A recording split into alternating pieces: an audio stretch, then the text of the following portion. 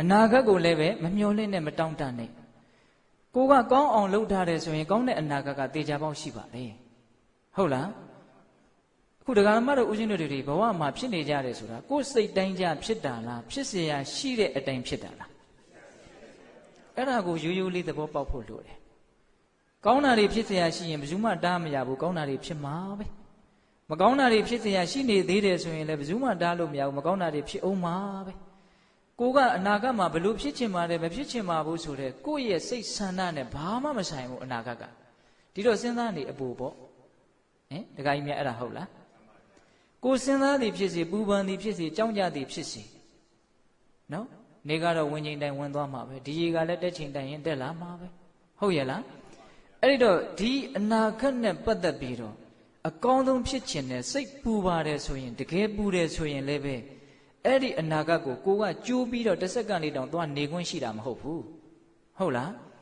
အနာဂတ်ကိုတကယ်ကောင်းကျင်တယ်ဆိုလို့ရှိရင်ဘာပဲလုပ်လို့ရလဲဆိုတော့အခုပြစ္ဆုတ်ပံကောင်းလိုက်ဖို့ပဲဒါပဲရှိတာရှေ့ကိုနည်းနည်းလေးတောင်ကြိုးနေလို့မရဘူးလေးနဲ့တယ်နော်တခါကြီးများ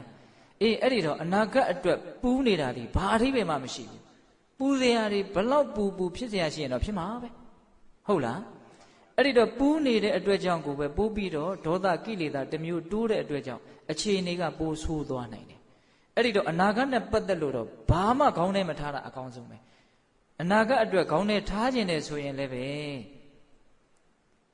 အခုငါအကောင်းဆုံးနေတဲ့နီးနေတာနဲ့အနာဂတ်ကိုအကောင်းဆုံးပြင်ဆင်တာလို့သဘောပေါက်ပြီးတော့ပြစ္ဆုတ်ပံကိုအကောင်းဆုံးနေလိုက်ဖို့ပဲဟုတ်ရဲ့လား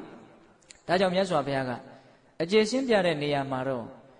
လာမယ့်အနာဂတ်မှာငါဘယ်လိုခန္ဓာတွေဖြစ်ခြင်းလဲဘယ်လိုရုပ်တွေဖြစ်ခြင်းလဲဘယ်လိုခံစားမှုတွေဖြစ်ခြင်းလဲဘယ်လိုမှတ်သားမှုတွေဘယ်လိုသိမှုတွေဖြစ်ခြင်းလဲလို့မျှော်လင့်တောင့်တရင်အဲ့ဒါအနာဂတ်ကိုတောင့်တတာပါတဲ့အဲ့ဒါမျိုးမလုပ်ရဘူးတဲ့နော်ဘာကြောင့်လဲဆိုတော့အတိတ်ဟာပြီးခဲ့ပါပြီအနာဂတ်ဟာရောက်မလာသေးပါဘူးတဲ့ဟုတ်လားအဲ့ဒါတွေကိုဒကာဓမ္မတို့ဦးဇင်းတို့တွေကဘဝမှာနေနီးမတည့်ပဲနဲ့အန်ချော်ပြီးတော့အတိတ်နဲ့အနာဂတ်ကို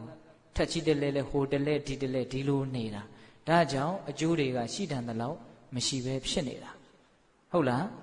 ဒါပေမဲ့လို့မြတ်စွာဘုရားကအနာဂတ်ကိုစဉ်းစားရမယ့်အပိုင်းလေးတွေလည်းပဲဟောထားတာရှိပါတယ်နော်ညှိတက်ဖို့လိုတယ်နော်ဘယ်လိုအလုပ်တွေဟာငါဘဝအတွက်အကျိုးရှိမှာလဲလာမယ့်အနာဂတ်မှာငါလုံးမယ်ဟုတ်လားအဲ့ဒါမျိုးလေးတွေတော့စဉ်းစားရမှာပေါ့ဟုတ်လား